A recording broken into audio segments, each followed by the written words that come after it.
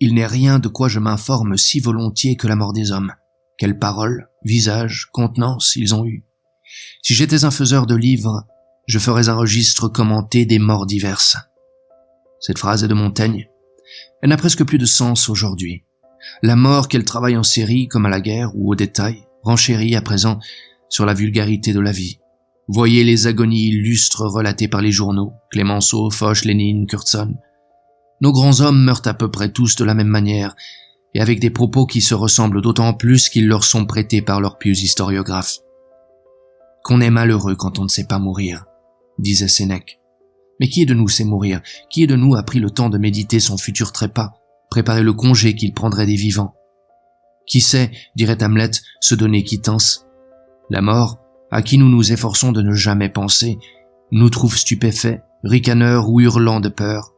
Si nous nous souvenons que le moment est solennel et qu'il faudrait le commémorer par quelques paroles, nous sommes incapables de trouver autre chose que des clichés, car on ne saurait devenir auteur au bord du cercueil, quoi qu'en dise Jean Dolent. D'un auteur obscur, Dolent disait un jour « Attendez, il se révélera peut-être dans son épitaphe ». Les plus intelligents haussent les épaules. Tout homme d'aujourd'hui peut dire tristement avec l'abbé Gassendi « Je suis né sans savoir pourquoi. J'ai vécu sans savoir comment.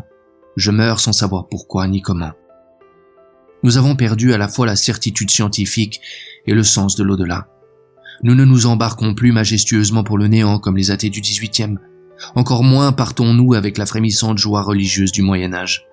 Nous n'avons point, comme nos aïeux, une réponse toute prête au problème que pose la mort.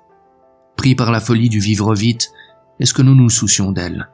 Mais qu'elle nous frôle un instant, la maladie, un accident, l'agonie d'un proche, et voilà les questions qui se pressent. À notre habituelle indifférence succède brusquement l'anxieuse avidité de tout savoir. Et nous interrogeons le mort qui n'a plus de voix, qui d'ailleurs ne trouverait pas de mots dans notre langage terrestre pour décrire sa surhumaine expérience, qui ne saurait même pas nous éclairer sur le mystère de son agonie, car, posons cet axiome, tout mourant qui parle pour la galerie.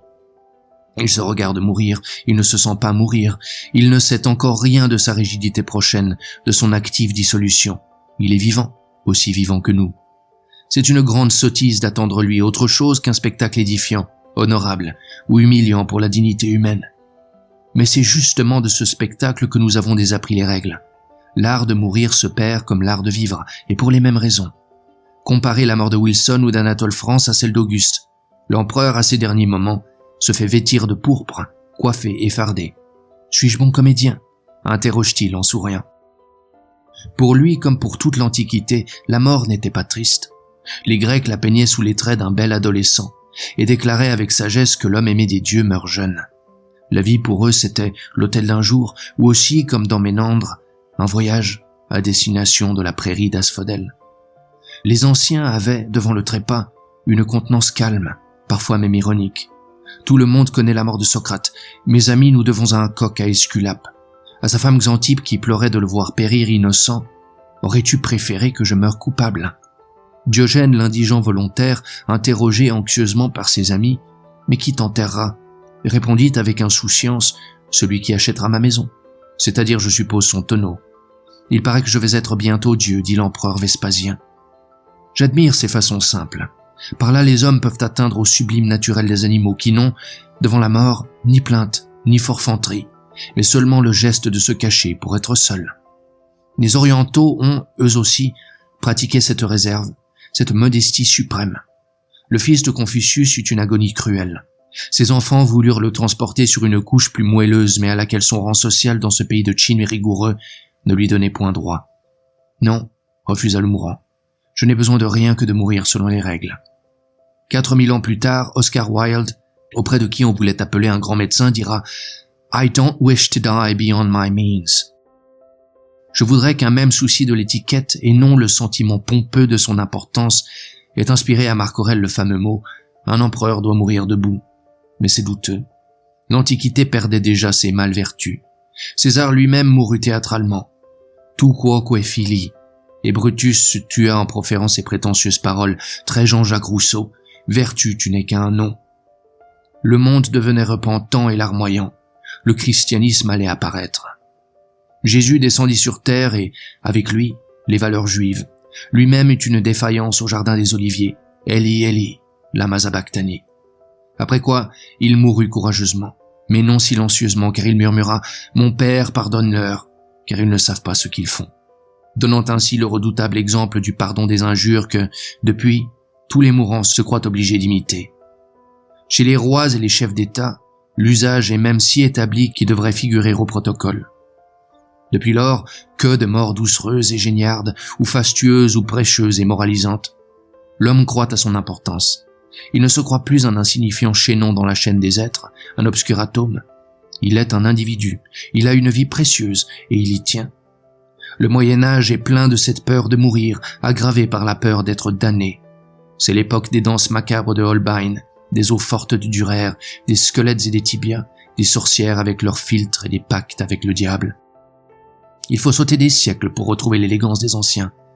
Le français possède une locution courante, la mort sans phrase, dont, à force de l'employer, nous ne sentons plus la beauté. Elle reflète pourtant notre vertu nationale, le goût. Nulle part on ne sut mourir mieux qu'en France.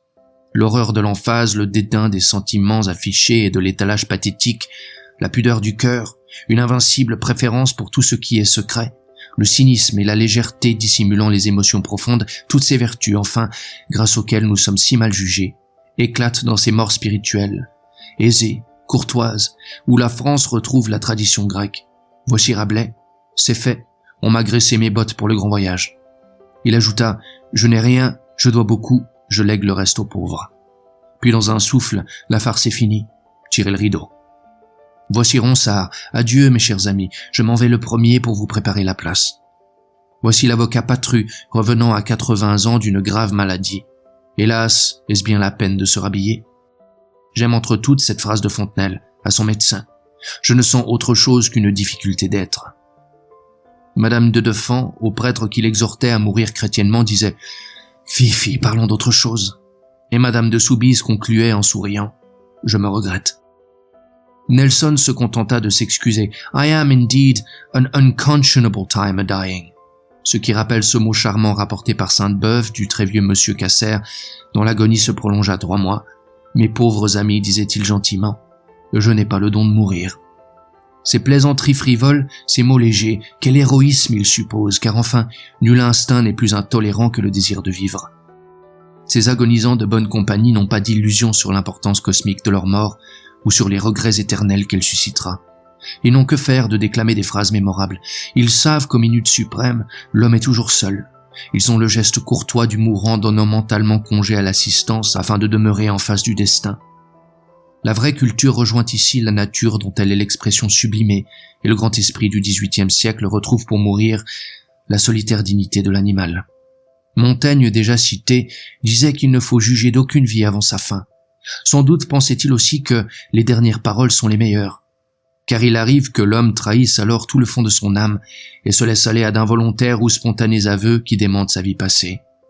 Voltaire demanda l'extrême onction et communia très catholiquement, après quoi il se chercha des excuses et voulut s'arranger avec la postérité. « Quand on meurt à Surat, fit-il, il faut tenir la queue d'une vache dans sa main. » L'écrivain espagnol Lope de Vega demandait avec insistance au médecin si c'était bien sûr qu'il allait mourir, s'il n'y avait aucune chance qu'il en réchappât. Il avait, disait-il, une révélation à faire de telle nature qu'après ça, la vie deviendrait impossible. Sur l'affirmation du médecin qu'il ne lui restait plus que quelques instants à vivre, il prononça d'une voix forte « Eh bien, Dante m'en... » Le sentiment qui revient le plus souvent dans ces cris d'avant-tombe, c'est naturellement le regret. Les grands hommes qui disparaissent ont trop conscience du vide qu'ils laissent. Un exemple type nous est donné par ce faux grand homme, Néron. « Qualix artifex pereo » gémissait-il en se ratant 3 fois. De même Savonarole, au moment de monter sur le bûcher, « Florence, qu'as-tu fait ?» Et Mirabeau, « Soutiens cette tête la plus forte de France » et Madame Roland, « Ô liberté, que de crimes on commet en ton nom » et Danton, « Bourreau, montre ma tête au peuple, elle en vaut la peine » La Révolution française qui avait pris l'Antiquité pour modèle n'a pas su en imiter la sobriété de langage. Voilà Dieu fut le dernier cri de Jean-Jacques Rousseau, le soleil m'appelle, Dieu m'ouvre son sein, être des êtres. Quel contraste entre ces effusions mystico-égocentriques et l'attitude moqueuse de Henri Heine, importuné sur son lit de mort par un prêtre qui lui répétait que Dieu lui pardonnerait. Pourquoi pas, dit-il, c'est son métier. On prétend que les noyés voient toute leur vie passer sous leurs yeux. Je voudrais que ce privilège fût accordé à toute mort et que notre dernière seconde de conscience, contenant en raccourci notre vie entière, s'exprimât par un mot qui ainsi la résumerait. Un bel exemple à proposer est celui de Napoléon. Il murmura les yeux déjà clos, « Mon fils, l'armée, Dezay ». Un autre grand conquérant, Gustave Adolphe, frappé à mort à Lutzen, prononça ce mot que j'aime entre tous, « À d'autres le monde ». Magnifique cri d'un désir unique, frustré au moment de l'assouvissement. Il est des paroles moins grandioses mais qui témoignent d'une belle unité d'existence. Ce sont celles des professionnels sur leur lit de mort.